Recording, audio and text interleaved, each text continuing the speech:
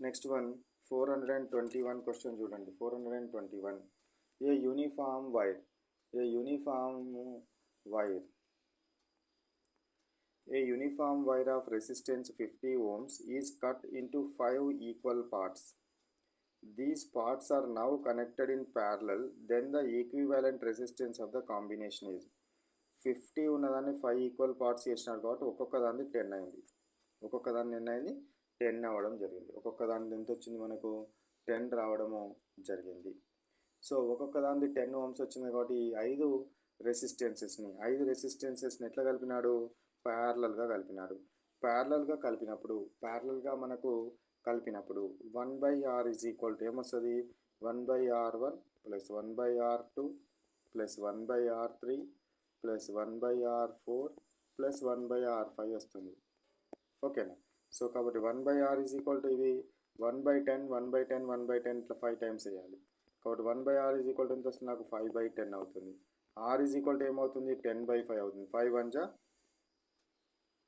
5 2 జా కాబట్టి 2 అవుతుంది. 2 అవుతుంది అనేది మనకు correct answer.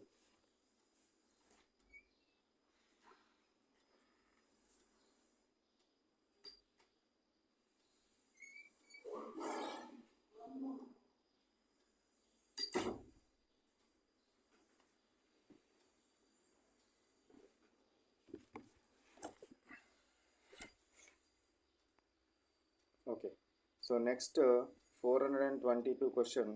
A charge is moved from infinity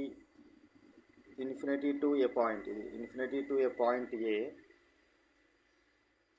to a point infinity to a point B. The work done to move unit charge during this process is called. So ఇక్కడ work done అయిన దాన్ని so ఇక్కడ రెండు బిందువుల పరంగా potential భేదానికి మనకి equal అవుతుంది. అనంత దూరం నుంచి ఒక బిందువు వద్దకు ప్రమాణ ఆవేశాన్ని తేవడానికి చేసే పనినే పొటెన్షియల్ డిఫరెన్స్ అంటారు. V is equal to W/Q. అనంత దూరం నుంచి ఒక ఆవేశాన్ని ఒక బిందువు వరకు చేయడానికి చేయే పనినే మనం ఏమంటాము? పొటెన్షియల్ అంటాం. కాబట్టి పొటెన్షియల్ ఎంతగా ఉంది? బీటాగా ఉంది. కాబట్టి ఆన్సర్ ఈజ్ వాట్? బీగా మనం తీసుకోవాలి. పొటెన్షియల్ బి వద్ద లెక్కించబడుతుంది. So a charge moved from infinity to a point B, the work done to move unit charge during this process is equal to beta. 423 joule per coulomb is same as. Joule per coulomb అనేది దేనికి సమానము? V is equal to W/Q. So joule per coulomb అంటే దేనికి సమానం అవుతుంది? వోల్ట్కి equal అవుతుంది. Next one 425 question. So 424th question చూడండి. The current in the wire depends on. Current దేని మీద డిపెండ్ అవుతుంది? ఓన్లీ పొటెన్షియల్ డిఫరెన్స్ మీద డిపెండ్ అవుతుందా? ఓన్లీ రెసిస్టెన్స్ మీద డిపెండ్ అవుతుందా? రెండింటి మీద డిపెండ్ అవుతుందా? నన్న. సో దాని గుండా ప్రవహించే కరెంట్ అనేది రెండింటి మీద డిపెండ్ అవ్వడం జరుగుతుంది. దాని గుండా ప్రవహించే కరెంట్ అనేది పొటెన్షియల్ డిఫరెన్స్ మీద డిపెండ్ అవుతుంది, రెసిస్టెన్స్ మీద కూడా డిపెండ్ అవుతుంది. పొటెన్షియల్ డిఫరెన్స్ మీద, రెసిస్టెన్స్ మీద, రెండింటి మీద డిపెండ్ అవ్వడం జరుగుతుంది.